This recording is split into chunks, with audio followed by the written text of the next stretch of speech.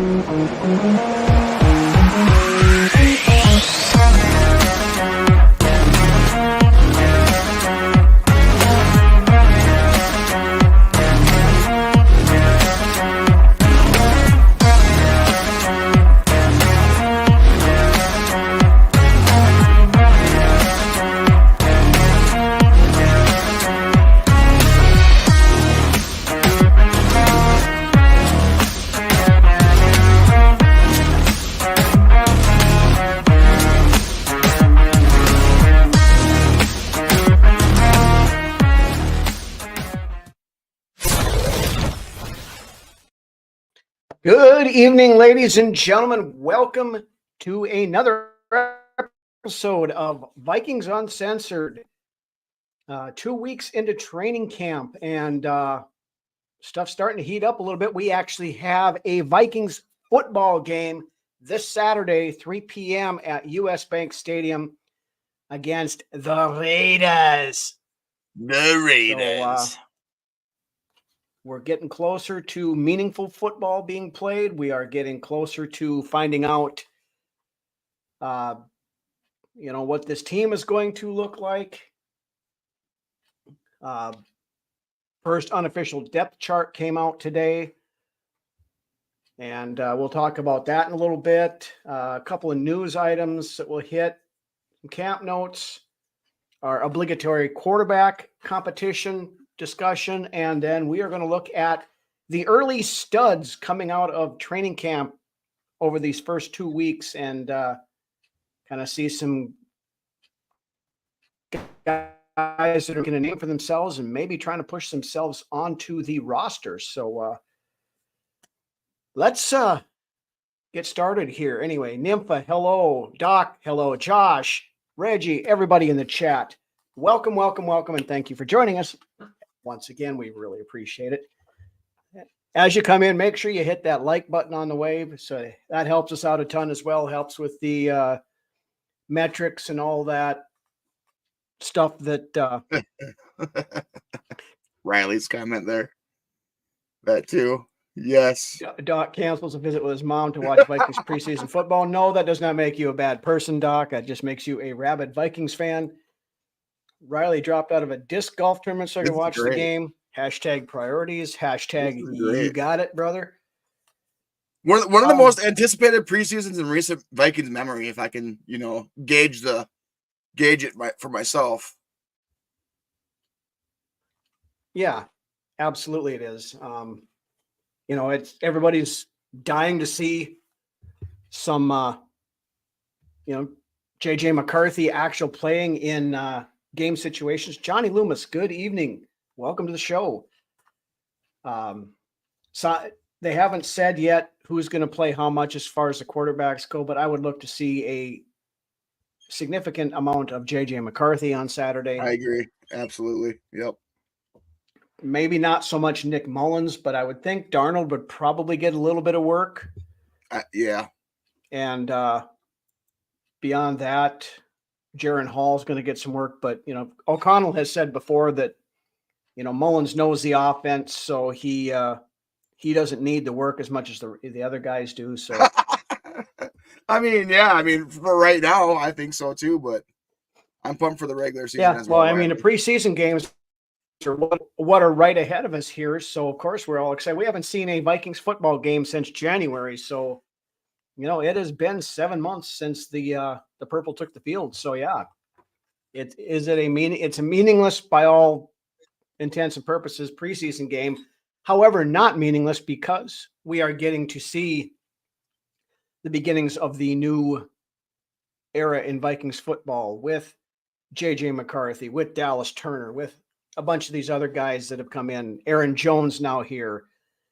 And even with some of these guys looking to take that next step, like Jaquan Roy, Absolutely. Asamoah is looking really good right now too. He's probably Mhm. going to be mentioned later on in the studs. So Let's just start out with a little bit of news here stuff. Of course, the biggest thing out of Vikings camp this week, wide receiver Jordan Addison formally charged with 2 misdemeanors due to the stemming back to that arrest he had back prior to camp in California. That did come out. He did have a blood alcohol content of 0.08, which is it's under the legal limit or the legal limit. basically, well, 0.08 is the legal limit, unless California is less than that, but you have to be 0.079 or below to not be considered intoxicated. Man, So that's right on the fringe. yeah, but court date is, I believe, October 7th, which interestingly is the day after the game we play in jolly old England against the Jets. So my guess is his attorney will appear on his behalf and all that I stuff. look for this to take a while before anything as far as suspensions go to take effect. So I'm looking to have Addison to start the season. This could even wait. I mean, this could even go as far as next season before the suspension gets, levied. I can see it happening somewhere in the middle of the season, which, I mean, if it's, if we have Addison for the first few games anyway, that's a pretty tough stretch going on in there. So it helps, but we'll find out what the league decides to do. And I wouldn't think the league would put out any penalties until we find out what the legal process has got to go through, before I think the league will issue any sort of suspension. I would think so, but it's never stopped in the NFL before, but right. We'll see. We'll see. It's a wait and see type of deal, I think. Yeah. Yep. Then speaking of wide receiver news, of course, the NFL top 100 came out this past week, and Justin Jefferson, Reggie just talked about the winter. Justin Jefferson got with a snow job on that one. You cannot honestly tell me that there are 17 better players in the NFL than one Justin Jefferson. No. And some of those were wide receivers. CeeDee Lamb was like at 13. Yeah. CeeDee Lamb is not a better wide receiver than Justin Jefferson. Tyreek Hill was the number one overall. Yeah, I don't know how much I put into that list because you got players on there towards the back end that didn't even play a game. So yeah. And I Riley's think they had Aaron Rodgers made the top 100 and he played 4 freaking snaps last year. Right. And I think just because he's from Minnesota and you know how much the media the national media loves the Vikings. Yeah. And the fact that he was injured and it was well talked about and documented is probably what brought him down some spots. He still got over 1,000 yards and he missed 6 freaking games. I absolutely agree, Rhino, that he should have been higher. But I just think that, typical Vikings bullshit. I mean, you can make the argument. You can make the argument for Tyreek Hill over Justin Jefferson, and I'm not going to tell you you're a fucking idiot. Right. But Jefferson should have been top 5. Oh, he should have been. But like I said, we're the Minnesota Vikings, a low market team. And that this is how it's always been for us. We never get, our cake and get to eat it. So, yeah, well, whatever. We know as fans. We know the credibility, the BS, but one thing out of Vikings, or not out of Vikings camp, but the Motor City Kitties having joint practices this week with the New York Giants. For all the yapping and yammering that the Lions have been putting out so far this year, their defense was getting torched by the Giants offense. And to nobody's really surprise, offense. Yeah, Daniel Jones led offense. Now, Malik Neighbors has been looking pretty decent the way it sounds. So, I mean, he's legit.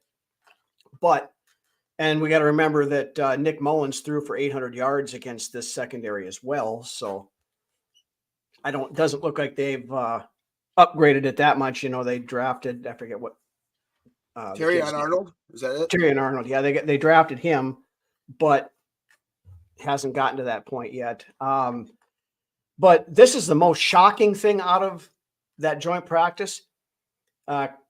Reggie just brought it up. Kirby Jack, or can't think of his last name. Kirby Joseph. Kirby Joseph, thank you. Was instigating fights and being a royal douche barge during practice. I mean, I for one cannot believe that Kirby Joseph is starting this. I mean, the good, clean player that he is. If you all forgot, he's the guy that ruined Hawkinson's knee last year as well. And then when they played the Rams, also took out Tyler Higbee's knee. Yeah. Oh, did you see that wonderful locker room they made there? That makeshift locker room for the Lions in New York there? I did not. It's just like curtains. I mean, it's ridiculous. Yeah, good enough for him. Right. But yeah, I thought that was kind of humorous that Kirby Joseph's up to his old BS again already. But anyway, we'll move back into a couple of injuries this week, a couple of potentially scary ones. Defensive tackle Jerry Tillery was down for quite a while.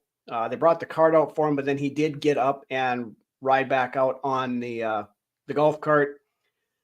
Looked like they thought at first it might have been an ankle or a leg injury of some sort. Turned out he just got cleated. Oh man, it was bad enough to a point where he had to have stitches. But yeah, I got cleated in high school and broke my fingers. Oh yeah, it's not fun. No, getting cleated sucks. A lot of us who play. Thankfully, he's all right.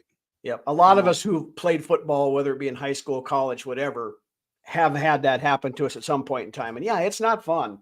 No. And if you had to have stitches, I mean, it had to have been a pretty good gouge, I would think. But yeah. But then, yeah, the other one, and this one is a little bothersome.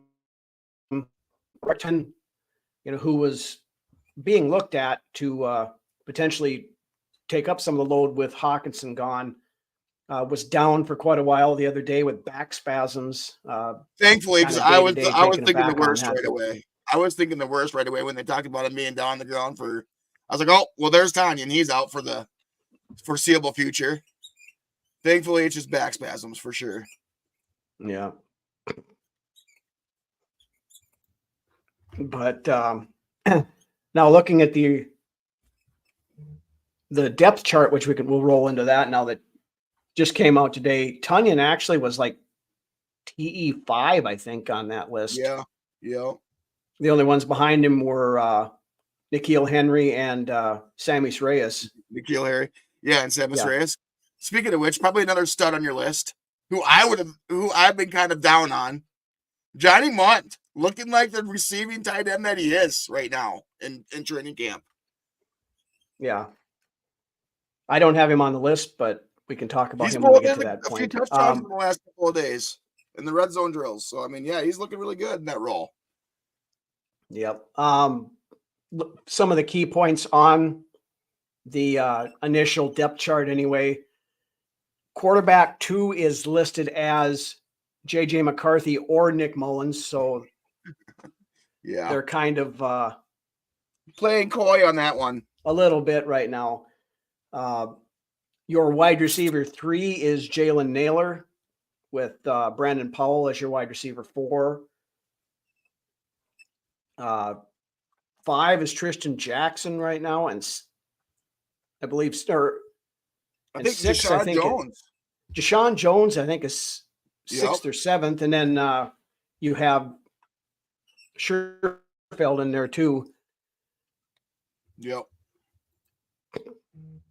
So that's a little bit interesting that Deshaun Jones is pushing himself, and by all accounts, and we'll talk about him here in a little bit as well too.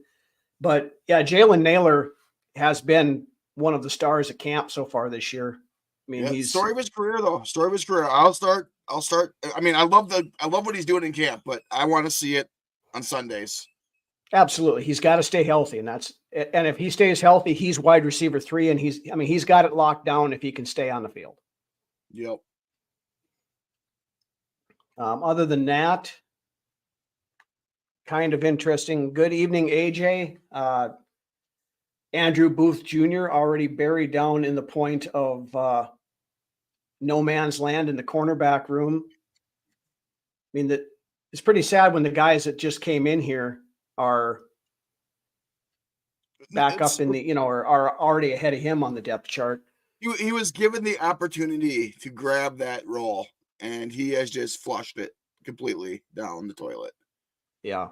If there was any year that he was going to make this roster and have ample playing time, this year was it. Mm-hmm. But instead, Jay Ward, who is a converted safety, he did play a fair amount of cornerback at LSU, but he's ahead of Booth or at least right next to him in the depth chart. There's still opportunity there, but from everything I've been hearing,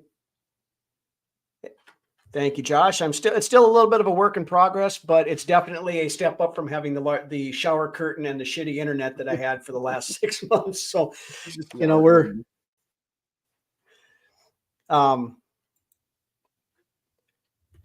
but yeah, the cornerback room is still pretty fluid. Owen Porter, another good name. Yes. Yep.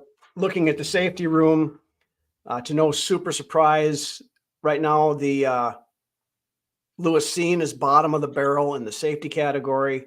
Him and Booth are in the same category status in my brain as with each other. So now, again, Seen hasn't practiced at all during training camp. I thought Kevin O'Connell said that he was going to start working back in today a little bit. Maybe we'll play on Saturday. I guess we will see, but fourth quarter. Yeah. Booth has a better chance of making the roster than Seen does, in my opinion, but Booth is far from safe either. So yeah.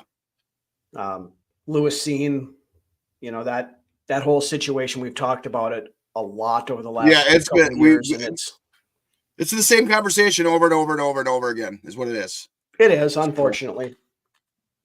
We shouldn't have to keep having this conversation, and by all accounts, as it sits right now, after about another month, we probably won't have to. I was never a fan of that pick. No, I wasn't either. I don't want to be one of those guys, but I mean, you and I were both on the Kyle Hamilton train at that point. As it sits, it could have been anybody other than Lewis Seen, and we'd have been better off right now. So, yeah. But anyway, defensive line, kind of James Lynch was pretty high up on the depth chart, which was kind of surprising to me. Now he'll be playing inside, of course. Gabriel Murphy showing up as one of the primary backups at the edge. That's, he's definitely showing out. But yeah, we'll dig into the studs a little bit more here in just a minute. But let's talk quarterback competition first. We'll get that out of the way since JJ, he was supposed to be Hitman 2.0. He can't carry Harrison Smith jockstrap, unfortunately. No. I mean, no disrespect to the kid, but it's just been it's frustrating. It's very frustrating. Looking at the quarterback competition, JJ McCarthy had a down day on Friday, but rebounded very nicely on Saturday. Again, Sunday looked good. And I haven't heard much today out of camp to see how the Tuesday went, but a couple of things I saw, he's been getting some runs with the ones now. He has made some, he's looked good. Nice throws to Jefferson and Addison. So he's getting some work with those guys, which is going to be needed. Justin Jefferson is right next to McCarthy in the locker room, and Jefferson says McCarthy is like a sponge. He's walking around with him all the time. He's asking him questions, asking him, trying to learn the routes and the breaks and the progressions and all that stuff to try to get the chemistry up with Jefferson and the rest of the wide receiver group. I mean, the kid is. I mentioned this last week. I said, if he doesn't pan out, it's not from lack of trying and lack of dedication. I mean, this is a legitimate competition right now, and I think the preseason is what's going to decide who eventually takes it. Right now, it's Darnold, but these preseason games are huge for McCarthy, and if he can go out and ball out in these preseason games, it's going to be real hard to say no. We're going to go with Darnold, Yeah. So and there are some of the local media. Doogie Wolfson said this yesterday that a month ago he would have said absolutely not. McCarthy's not ready, but he said I'm not saying he's ready now. He said, but we can start having that conversation about him potentially being the week 1 starter. Some of the there's a few of the other couple of national guys have said as much too. The beat writers are kind of mentioning it now, like our buddy Tyler Fornes. He isn't as eager to see him start as a lot of us are. I think he's, he had mentioned that he thinks he should sit for a while. The biggest thing that, and Tyler mentioned this, and I've noticed it when I've been watching too, is he's still slow going through his progressions, which is common. It's natural as a rookie quarterback for sure. That will come along with reps and end game. That's what these preseason games are for. Right. Both those last 2 comments were good comments. The one by Riley before that was good too. Yeah. No word on Bo Richter for me there, AJ. I have really no idea what's going on there. I've heard some good things about him so far. They seem to like him. I think he's a practice squad guy. I think so. I think so too. Because actually hearing much about him is, in my mind, putting him on practice squad level. Yeah, and part of that is because areas that we thought might be a little thin coming in there now are turning into a surplus. So, there's going to be some tough decisions coming on cut down day as far as who doesn't make the final 53, and then trying to be able to get some of those guys back onto the practice squad without losing them to someplace else. I would say, guys like Andre Carter, I have, he's going to be on the bubble because you're looking at right now. You've got, Van Ginkel and Grenard are your starters. Your second stringers are Pat Jones and Dallas Turner. Then you got Jihad Ward. You've got Richter. Owen Porter's looking like he's making a push too.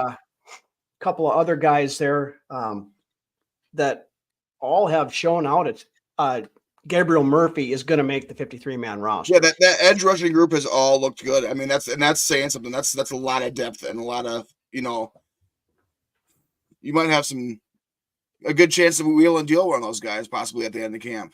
Possible. Reggie's call on McCarthy here. A lot of people are scared of him failing and worried, but you can't be scared. I agree with that, Reggie. But I also know that in the end, it doesn't matter what we want. Kevin O'Connell has a plan, and I believe he's going to stick to that plan. Unless. Well, sometimes plans change, Rhino. So yeah, sometimes plans change, but if the plan changes, I want it to be because McCarthy has checked off the boxes sooner than we anticipated. Because the coach has the confidence to put him out there and know that he can help win games. Yes. Yep. So. Yep. Absolutely, AJ. I've heard that too. I mean, I could see LDR being a huge situational type of player this first year. Yeah. We'll talk about him in a minute. He's on, not to step on my touchdown for later, but he is on the list too. But finish up on the quarterbacks. McLaughlin's looked good. Yeah, so far he's been running he's had some run with the ones. So yes, that PBU at the goal line was one of them. I think he makes the I think he's the fifth corner on the roster. I think he's the fifth corner. Makes the roster. It wouldn't surprise me. But finishing up on the quarterbacks, Sam Darnold has looked good as well for the most part. He had a down day the other day too, but bounced right back the following day with a very good practice. The deep balls he's been excellent on, and the shorts, the short stuff he's been good on. It's where he struggles again, and intermediate part of the field. The history of Sam Darnold is he struggles in the intermediate, and that's kind of still been his MO in training camp here. Now everybody's saying both Darnold and McCarthy are light years ahead of where they were back at mandatory minicamp 2 months ago. Yep. So, I mean, that's promising. So we'll see, we'll keep an eye on the quarterbacks, obviously, and see what happens here on Saturday. Very intriguing preseason this year, fellas. It really does. It absolutely does. But anyway, let's move on to the early studs so far coming out of training camp. And I'm prefacing this. I feel like we've been leading up to this segment. We kind of have, and it's been bleeding over, but that's just the way things go. I've got an actual list. I spent time putting my notes together. I'm going to go off my notes. This is the climax of the show right here. I feel we're talking about these studs. Let's get to her. Prefacing the list that the studs on this list are players not named JJ McCarthy or Sam Darnold or any of the established stars, your Justin Jeffersons, your Jordan Addisons, that kind of stuff. Guys that are surprising people. Yep. Number one, we talked about him earlier, wide receiver Jalen Naylor. I mean, the guy has been fantastic in training camp so far. Every beat reporter's been singing his praises. I've talked to people who've been at the practices. They said he has just looked fantastic. He's solid wide receiver 3. Three-headed monster at the receiver position if Naylor can stay healthy. And then you got not even talking about Aaron Jones coming out of the backfield either. Yep. I mean, we could be 4 deep this year, possibly. Yeah, I mean, you're looking at, as long as Naylor is staying healthy, you have a potential reincarnation of the 3 deep. Right. And once again, that's just it. Naylor he looks good during the offseason every year since he's been a rookie, the last 3 years. Yeah. Including this one being 3.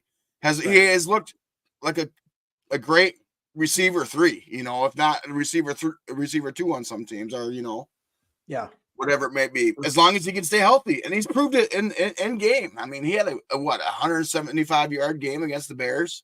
Yeah. And a couple of touchdowns at the end of his rookie year. So give or take a few yards. Right. But I mean, he's got the talent. He's fast. I mean, and he seems to be a good kid, Yeah. So, and knock on wood, he hasn't been caught doing 150 miles an hour going down the interstate or sleeping alongside the interstate. I truly believe Addison has learned from this, and we will see the best out of Addison moving forward. Because he has to. Yes, he has to. He can't afford any more of these screw ups. So I think that with Carter sitting him down on a lot wasn't said about what was said between those two, but Carter, I think, was one of the guys that spoke up, and Addison took privy to it for sure. Yeah. And we had talked about that a couple of weeks ago, that they need to get him with Chris Carter. And lo and behold, Chris Carter was at camp a few days later, and Carter was on with Dan Barrero on KFan, and he had said that he had talks with Addison. Of course, wouldn't divulge what he talked about, but he said that there were conversations. So that's a good thing. I mean, something that needed to be done, and hopefully, Kevin O'Connell said the same thing, that, outwardly, at least, they haven't looked like they're not throwing him under the bus publicly or screaming and yelling at him publicly. But O'Connell said straight out, conversations were had behind closed doors that voiced our displeasure with his actions. So he got a royal last year. I think the organization has handled it well, as far as from the team to the front office. And then, we'll see what comes out of it with the NFL investigation and all that. So, mm-hmm. All right, next guy on the list. And this guy probably is maybe actually stud number 1 this year at training camp. And that is safety Theo Jackson. Yeah. I look for this kid to be starting next year. And replacing Smith once he hangs him up. He's had multiple interceptions. He's in on the plays. He's pass break. I mean, the evolution of this kid from last year to this year is just fantastic. I mean, But he put up good tape last season and the opportunities he was given for sure. He did, but and he was making his way as a special teamer last year, but he's going to get playing time on defense this year. He's going to be another, we're using Cam Bynum and Harris Smith as the standard safeties, but you're going to be mixing in some of this other stuff, and he's going to get playing time somewhere. Theo Jackson's what we wish Lewis Cine could have been. So absolutely. And the beautiful INT in the Philly game. Yes, he did. That was his first career interception, and I look for that to continue this year. I'm ecstatic what I'm seeing. I mean, we've got 4 quality safeties right now. Theo Jackson would be starters. Yeah, Theo Jackson probably should be a starter or could be a starter on multiple teams in the NFL. So, and we got him cheap, and yeah, he is. My guess would be the succession plan for Harrison Smith should Hitman hang it up at the end of the year. But while we're on the subject of the safeties, another stud so far has been Cam Bynum, another guy that's been in on everything. I mean, multiple interceptions. He's all over the place now. And he's playing for a contract right now. Too, that's what I was just gonna say. He's on my list for the next man up as far as contracts go. If you want to be smart about it, lock him up as soon as you can. Yeah, I mean he's going to get paid, and he deserves to get paid because the sooner the better, in my opinion. You can be very smart about this and get him locked in, before he goes and has a huge season. That's possible this year, and then his price just goes way the fuck up. Mm-hmm. Yeah, it would not surprise me at all to see him re-signed by the end of training camp before the season starts. And that would be another notch in Questy's belt if he could get that done before. Absolutely, because like we talked, Harrison Smith very possibly could be hanging it up at the end of this year, and I don't think you want to risk losing Cam Bynum. And I believe right now you're getting Cam Bynum just entering the prime, the early prime years of his career. Yeah. I mean, you do still have Josh Metellus on the team, of course, but Metellus, they're using him all over the field. I don't know that they want to just lock him down to just being a safety. I think they like the versatility that he gives to multi-tool that he is, that he is for sure. Yeah, but I think the arc of Bynum is just starting to hit the top. And I mean, he's not quite to that top yet of his arc as far as progression goes, but this might be the year where he might hit that. And then you see the steadiness across the next few couple of years. Yeah. Or the next few years. The next few couple some. Right. Next guy on my list, and we talked about him. There were AJ brought him up here a little bit ago. Levi Drake Rodriguez. They absolutely love this kid's motor and his attitude. He's got that infectious kind of attitude out there. I think he's like the Everson Griffin, but without the off-field issues. As far as motor goes. I have heard comps as far as some of that stuff. I mean, and we're not saying that he plays like him, but I've heard John Randall comps as far as personality and attitude and stuff out on the field and motor, just like that. When you say a lineman has motor, you know exactly what you mean. They never stop trying to fight for that stack or get into the backfield. Constantly 110 miles an hour every single play. Yep. Through the whistle. Yep. And LDR has been getting some runs with the ones, so that that's a good sign as well. And been looking good with the ones against the ones. Yes. He was my pick for Mr. Mankato here when we did it a couple of weeks ago. He's still definitely in that discussion. Now there are other guys who are making a strong push for it as well, including the next guy on my list here, one edge rusher, outside linebacker, Gabriel Murphy. Yeah. He's another. again, the comps are coming out. He's this year's Ivan Pace. Yep. He's good. He's going to make the roster. I'm putting that on film right now that, and if he doesn't, you can come back and tell me I was full of shit, but I Gabriel think we might have Murphy, the deepest edge rushing room in the league. yeah. Good evening, Norsefius. But yeah, Gabriel Murphy's making the list. He's going to be one of the backups. I was thinking about this today. We're talking about how deep this edge rusher group is. I can see a scenario or multiple scenarios where we're taking some of these guys that are edge rushers and pulling them up and putting their hand down in the dirt and play defensive end. They've already done it in practice a few times. They had a blitz package going on the other day where they had a 4-man front, and your 4 guys up front were Grenard, Van Ginkel, Pat Jones, and trying to think of who the other one was. Another edge rusher, but it might have been Bo Richter was up there. And then a lot of speed on that defensive line. Yep. And then you have had Hunter in the back, or not Hunter, Turner back there playing an edge. And so, yeah, you had 6 edge rushers on the field at one time. That's a boomer bust front right there. Ward was the yeah. Thank you, GMAC. It was Jihad Ward that was the other guy that was up front. That's a boomer bust front right there for sure. Yep. I mean, if get up if you're 2 seconds of that rush, if it's yeah, I mean, if you're trying to come with a 0 blitz on that stuff, and you're bringing 6 freaking edge rushers in the speed, and if I was a quarterback, I'm pissing down my pants right there.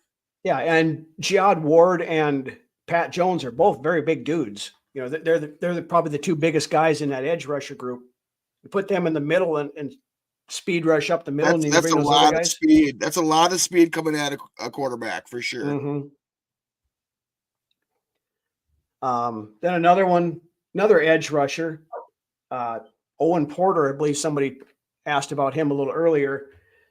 They said Will Raggets was talking about him the other day specifically. He said ever since the pads came on, this kid's been showing out, winning the one-on-one battles, and it's funny every year. That's kind of how it is. Once those pads get on, you get that one guy that was kind of you don't really know about, but once those pads come on, he shows up. And then Porter's definitely that guy this year.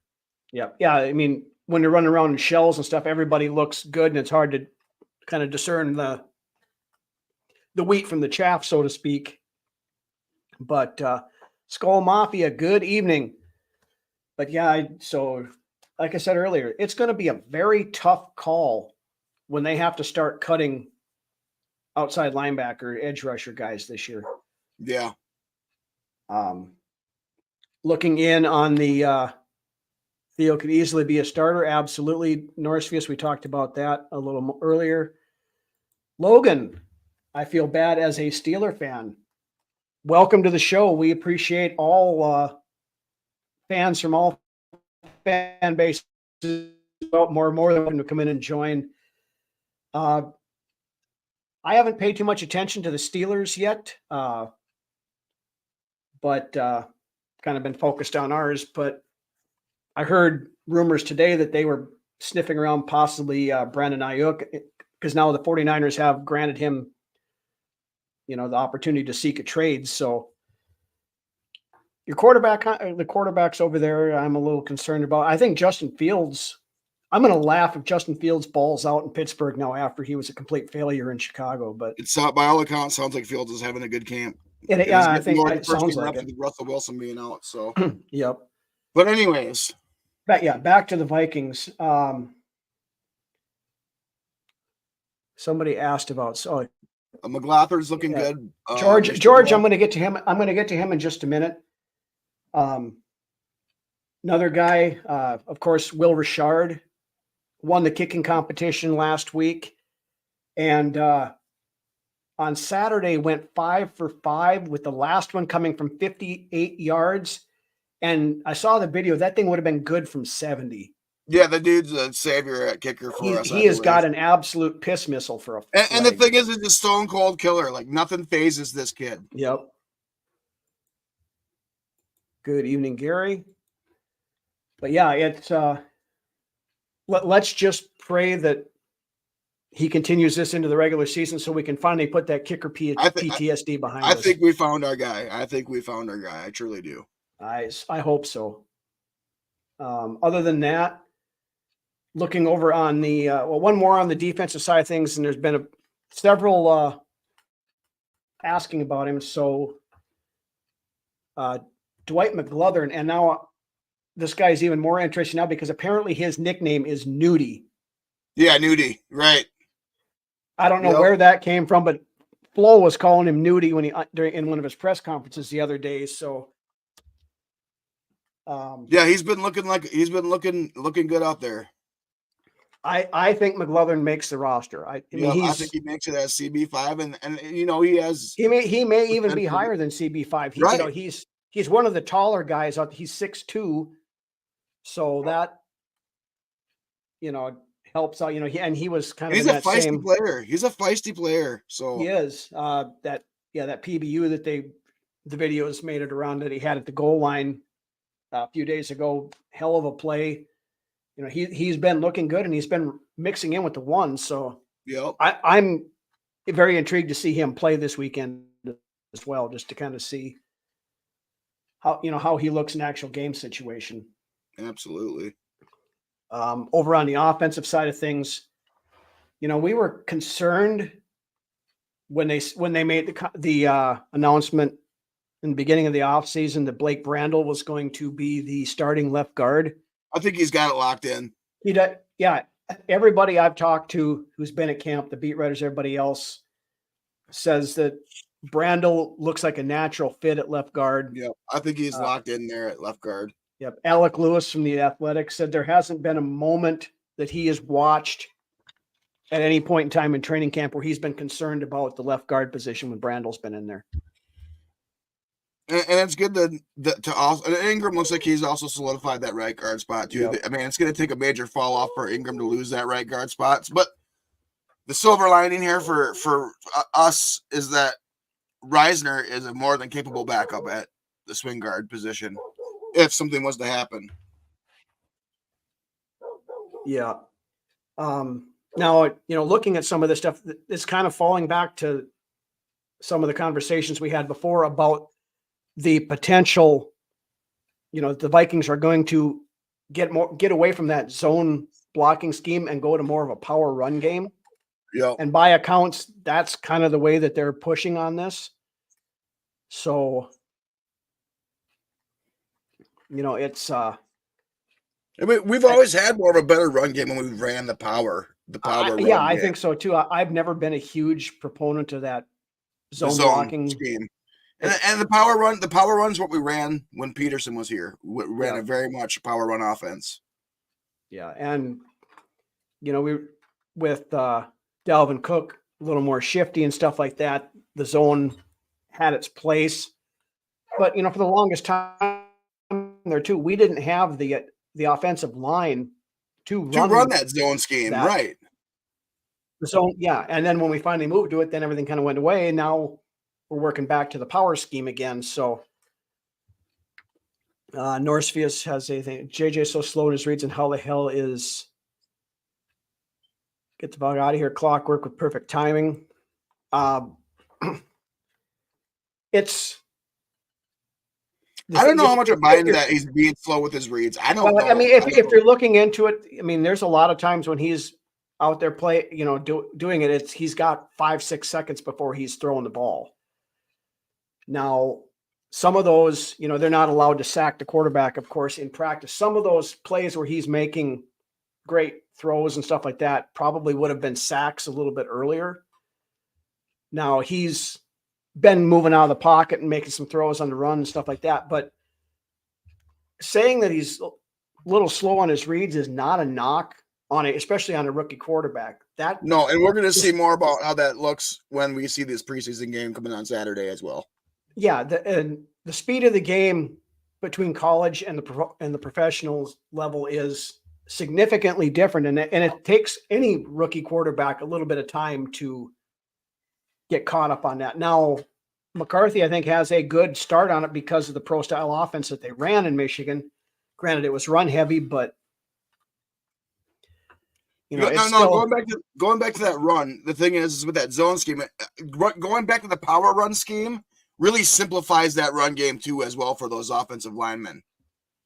Yeah, because you're not having to pull out in space as much and all this other stuff. You find that guy in front of you and you push him to the next level. Right. Yep. Forno just said fans need to pump the brakes. You're selling single read, especially. Yeah, and that's kind of the point I was making.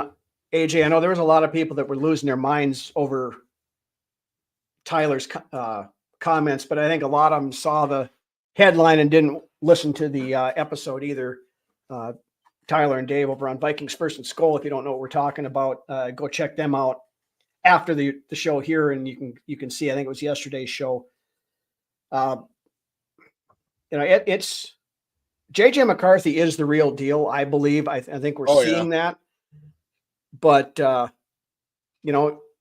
there's learning. They've changed up his footwork. It takes a while for that to get into muscle memory. He's still a rookie, Yep. He's still working on getting polished. But I think, by all accounts, at this point in the stage, he looks pretty damn good. Yep.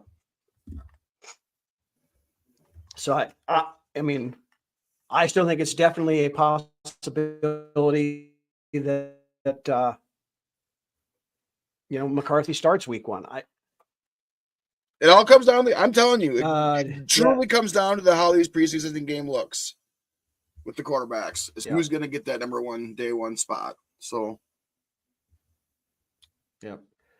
yeah, I know a lot of the people who are still complaining about JJ McCarthy wanted Drake May, but from what I've been hearing about Drake May in practice so far, I'm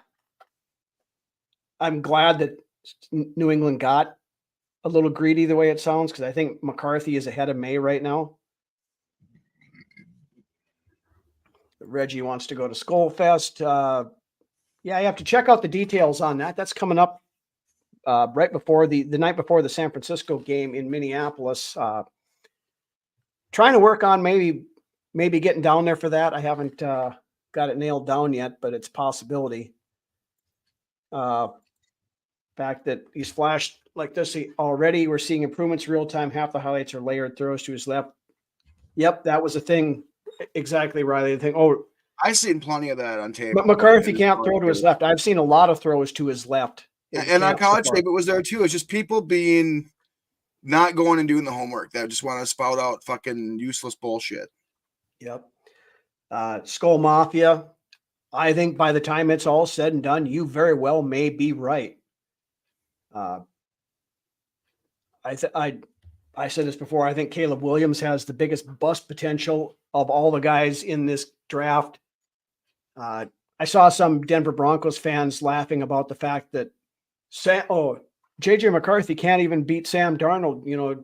Sean Payton tricked you guys into taking him and whatever.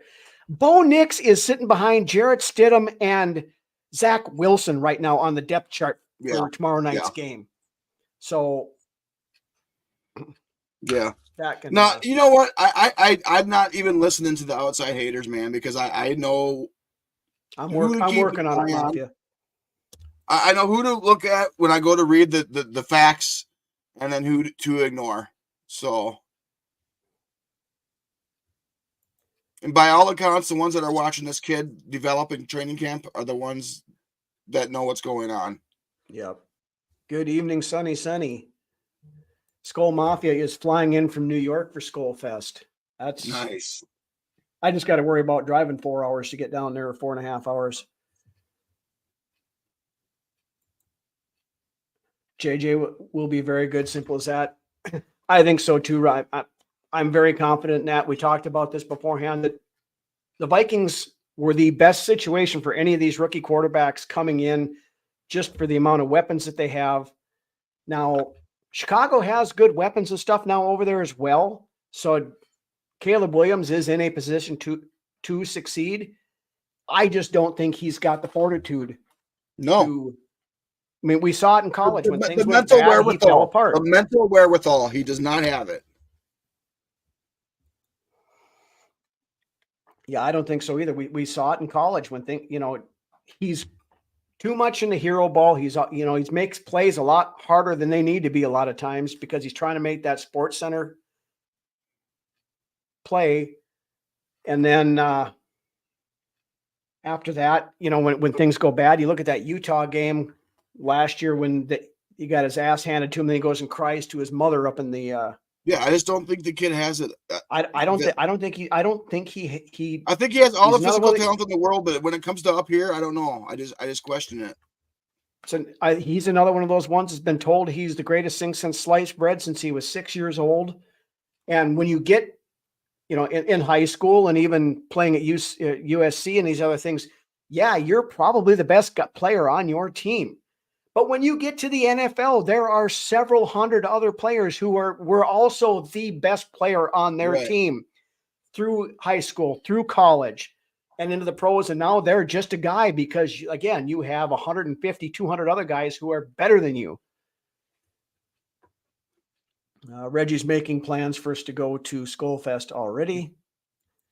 We may have to talk offline on that one, Reggie, but Williams being a bust would be hilarious. I think it's going to happen. Surprise me. It would not surprise me one bit. We've talked about it. Just to put it out there, I've been all in on JJ McCarthy months and months and months before the draft, and you can look at it, our catalog on the show, and I can't wait to see McCarthy in this offense when he gets given that chance to play and start. Oh, absolutely. And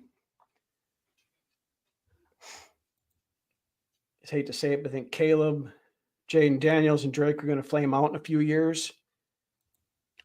I would say there's probably at least two of those three.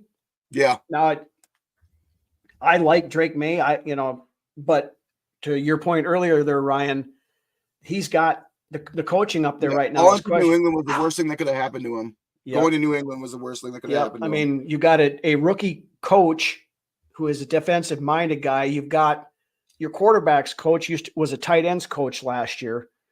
Yeah. They've got Alex Van Pelt as their offensive coordinator, and he's a decent coordinator. So I guess, he's got that going for him. But their wide receiver one is KJ Osborne. So there's, and again, no offense to our buddy KJ, but, he's wide receiver 2 at best on most teams. And now New England is in the mix, apparently, and I believe has put an offer in for Brandon Ayuk. But so has Cleveland, so has a couple of other teams, the way it sounds. So I think they're basically taking the comparable offers and letting Ayuk pick where he would rather go. New England media already buying the Joe Milton. Yeah, Joe Milton has looked a lot better than Drake May has from stuff I've seen.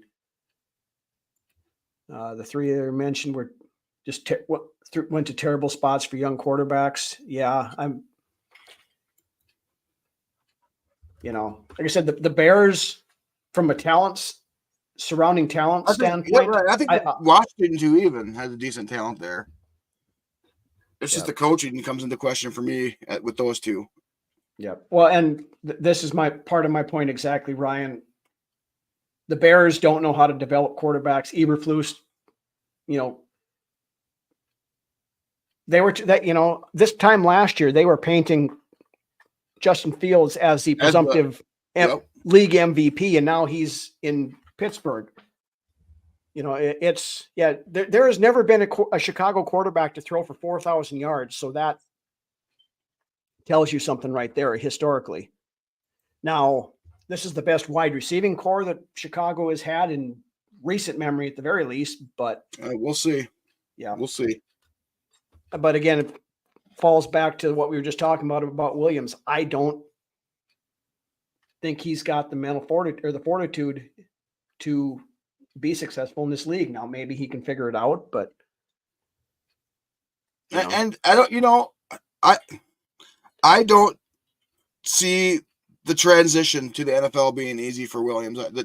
Just the way he played hero ball, and if he played outside of the system, like he did his own thing, you can't do that in the NFL. You can't and survive.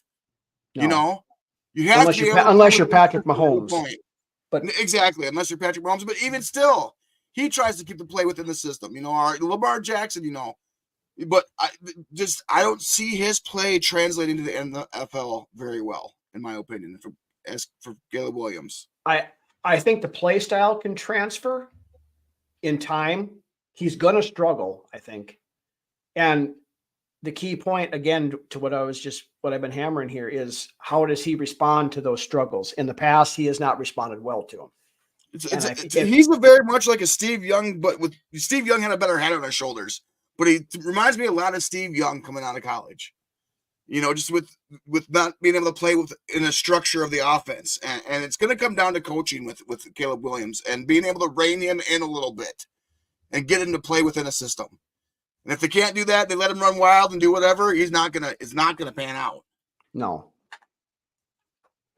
So I mean, he's the biggest question mark out of this rookie quarterback class, in my opinion. I mean, Drake May needs to sit a year, in my opinion. Jaden Daniels in Washington. The commies are a mess. They've been a mess for several years, so I don't know how he's going to pan out there. May might have to sit a couple of years in New England until they have a stable enough roster to be able to throw him in there. Yeah, and get away from it, because Belichick did not draft well, especially offensively, for the last several years. I mean, he's never drafted well as far as wide receivers go. They have arguably borderline one of the worst rosters in the league right now. So yeah, I mean, their roster composition is ranked like 30th to 32nd on a lot of the stuff I've seen. So, but we've talked a lot more about teams other than the Vikings here at the end of the show than we have. Yeah. I think we initially planned on. But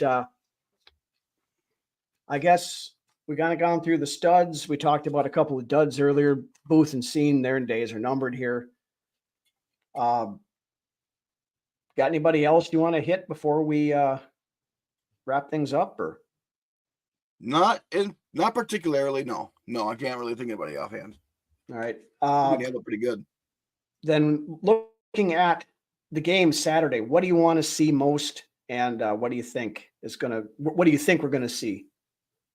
Well, it's going to be very vanilla, that's for sure. I just want to see JJ and see how he gets into rhythm with the offense.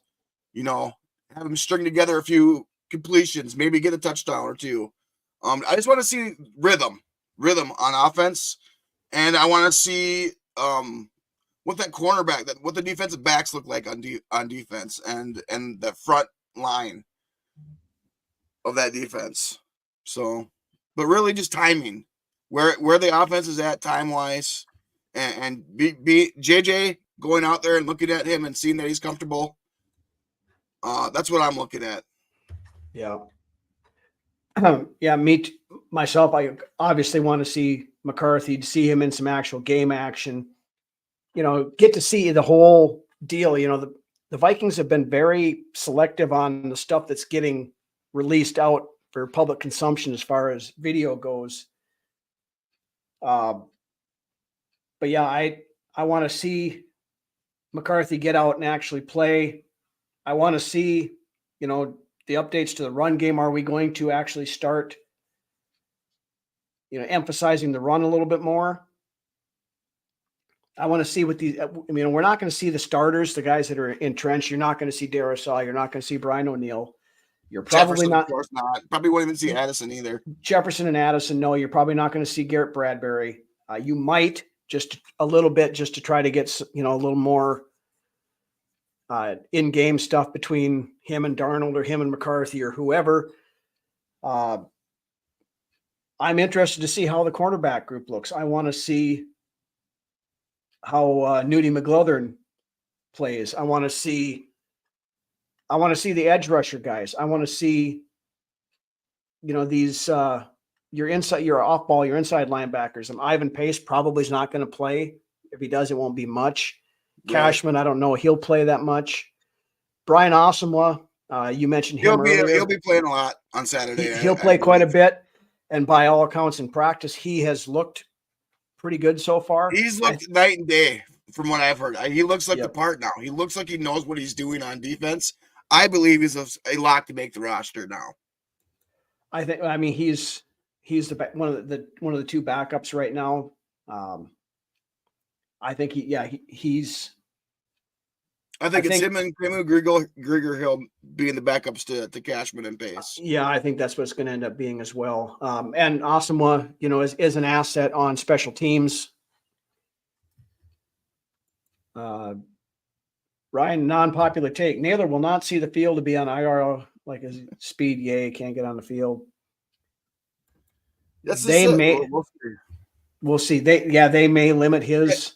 It actually wouldn't surprise me to see them limit him on Saturday. I think he gets some play, but I think I don't think he can afford to limit the wide receiver 3 competition. I think you need to let him play a few series. Yeah, but I think they're also going to want to put a lot of emphasis into the Jeshwan Joneses of the world. That's true. Lucky Jacksons, the Tristan Jacksons, those guys. If Addison and Jefferson are playing, there's going to be plenty of reps to go around to that wide receiver group. Yeah.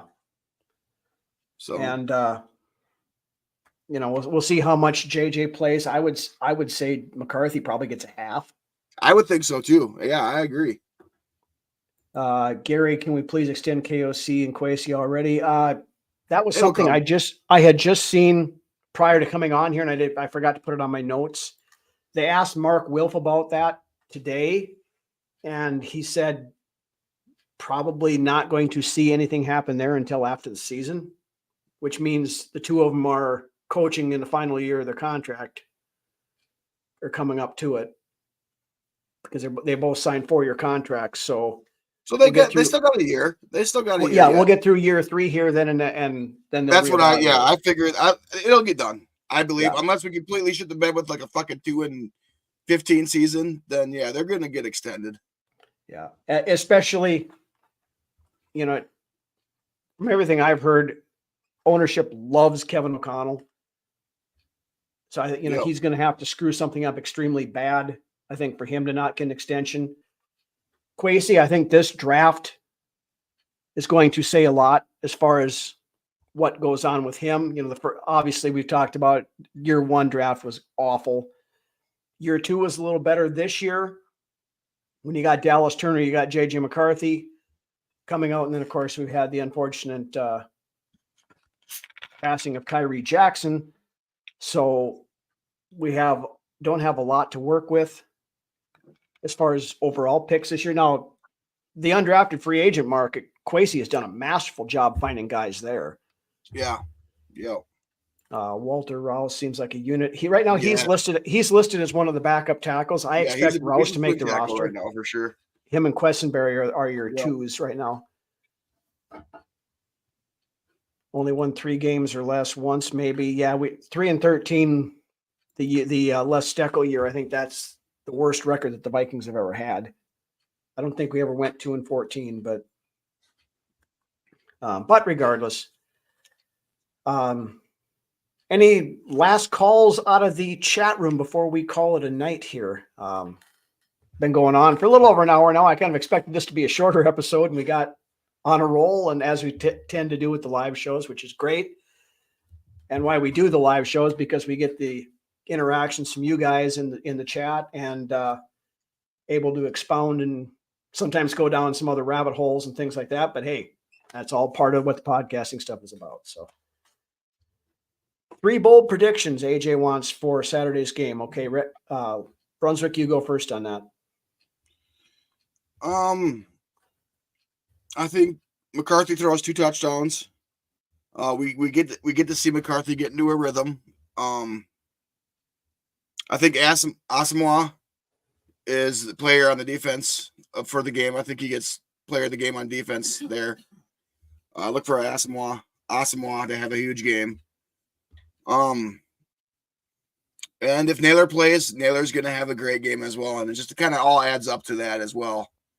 So I'm looking at JJ to have 2 touchdowns, Naylor to have a big game in the receiving end, and Asamoah to be your best player on defense by 3 bold predictions at least. Not, I don't know how bold they are, but it's preseason. We'll go from there. My 3 bold predictions. Gabriel Murphy's going to have 2 sacks. Nice. That's one. I think Jeshaun Jones catches a touchdown pass. It's either going to be from McCarthy or Jaron Hall. And my third one is, let me think. I think LDR makes his presence known in some way, shape, or form, whether it's a forced fumble or some big play coming up from the inside. I got a bonus. Okay. I got a bonus. Rashard nails all of his field goals. For a Vikings kicker, that's a bold prediction. And now you just jinxed him. So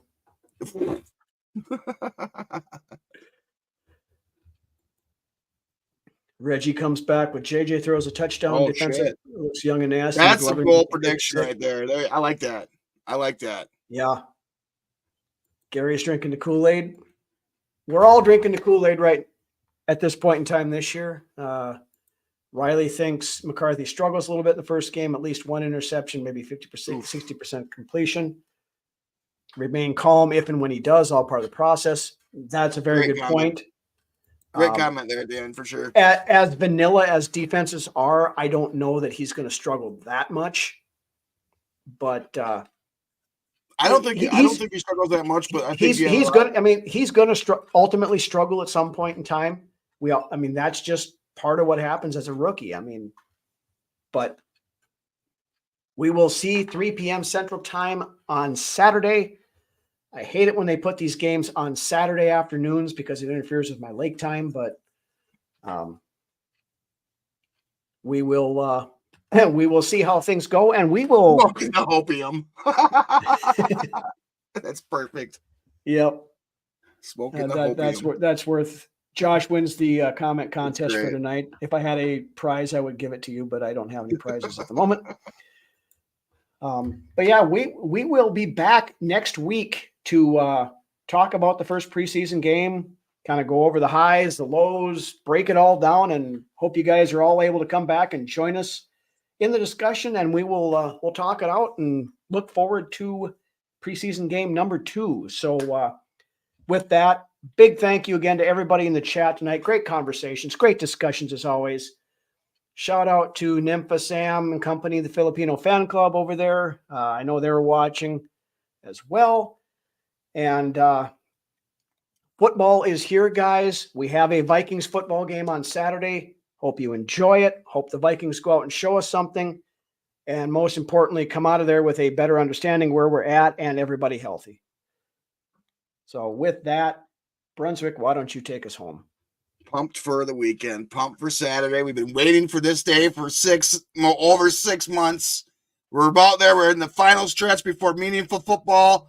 I'm looking forward to see where this roster is at here in the preseason, what some of these guys are bringing to the table, the unknowns that might be answered on Saturday as far as where these guys are and how this team really looks. So with that being said, we'll see y'all next week with the breakdown of this past preseason game this weekend. And y'all take care and appreciate you guys. Skol. Have a good week, everybody.